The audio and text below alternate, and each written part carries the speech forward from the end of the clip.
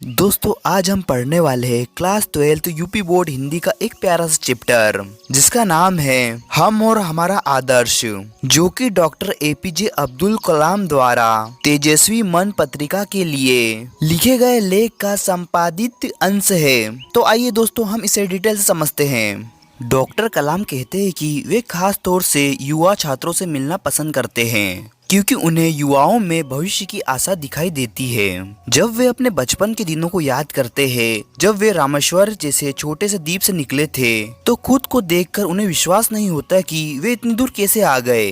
वे सोचते हैं कि उनकी सफलता का कारण क्या था। शायद महत्वाकांक्षाएं यानी कि कुछ बड़ा करने की चाह, लेकिन सबसे जरूरी बात यह थी कि उन्होंने खुद को कभी छोटा नहीं समझा। उन्होंने हमेशा यह माना कि वे जीवन की अच्छी चीजों के हकदार हैं, जैसे ज्ञान, सफलता, सम्मान। डॉक्टर कलाम कहते हैं कि जब तक हमारे विद्यार्थी यह नहीं मानेंगे कि वे विकसित भारत के योग्य नागरिक हैं, तब तक वे जिम्मेदार और समझदार नागरिक नहीं बन पाएंगे। वे यह भी बताते हैं कि दुनिया के विकसित देश जैसे अमेरिका, जापान आदि इसलिए आगे बढ़े क्योंकि वहाँ के लोगों ने पीढ़ी दर पीढ़ी यह विश्वास किया कि वे एक अच्छे, सुरक्षित और समृद्ध जीवन के हकदार हैं। फिर वही सोच उनकी हकीकत बन गई।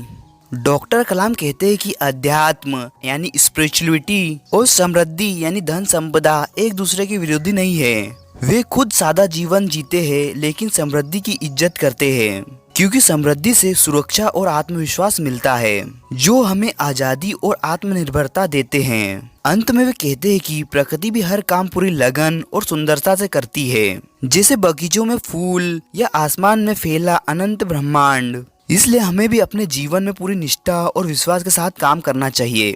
यानी डॉक्टर कलाम युवाओं को यह संदेश देना चाहते हैं कि वे खुद को कम ना समझें, खुद पर विश्वास करें, बड़े सपने देखें और देश के विकास में अपना योगदान दें। यही सोच भारत को विकसित देश बनाएगी। डॉक्टर कलाम आगे कहते हैं कि इस दुनिया में जो कुछ भी है वो ऊर्जा का रूप है। जैसे महर्षि अरविंद ने कहा है, हम भी उसी ऊर्जा का हिस्सा है। इसलिए जब आत्मा यानी स्पिरिचुअलिटी और पदार्थ यानी भौतिक चीजें दोनों को एक जैसा माना जाए, तो ये समझ आना चाहिए कि भौतिक चीजों की इच्छा रखना गलत या गैर आध्यात्मिक नहीं है। फिर भी हमें अक्सर ये सिखाया जाता है कि साधारण जीवन ही सही है और कम से गुजारा करना ही अच्छा है। ऐसे जीवन जीने में कोई बुराई नहीं। महात्मा गांधी ने भी ऐसा ही किया, लेकिन उन्होंने खुद अपनी मर्जी से यह जीवन चुना था। अगर आप भी कम में खुश है और यह आपके अंदर की जरूरत से आया है तो ठीक है, लेकिन अगर आप त्याग का दिखावा करते हैं या जबरदस्ती सहन करते हैं तो यह बात अलग है। डॉक्टर कलाम कहते हैं कि उन्होंने युवाओं से जुड़ने का जो फैसला लिया वो इसलिए था क्योंकि वे युवाओं के सपनों को जानना चाहते थे और उन्हें बताना चाहते थे कि अच्छा और सुविधाओं से भरा जीवन सपना देखना गलत नहीं है, बल्कि उसके लिए मेहनत करना भी जरूरी है। अंत में वे कहते हैं कि जो भी काम करो दिल से करो, अपने भीतर की आवाज को सुनो, अपनी आत्मा को खुलकर व्यक्त करो, तभी आप अपने आसपास खुशियाँ और प्यार फैलाओगे।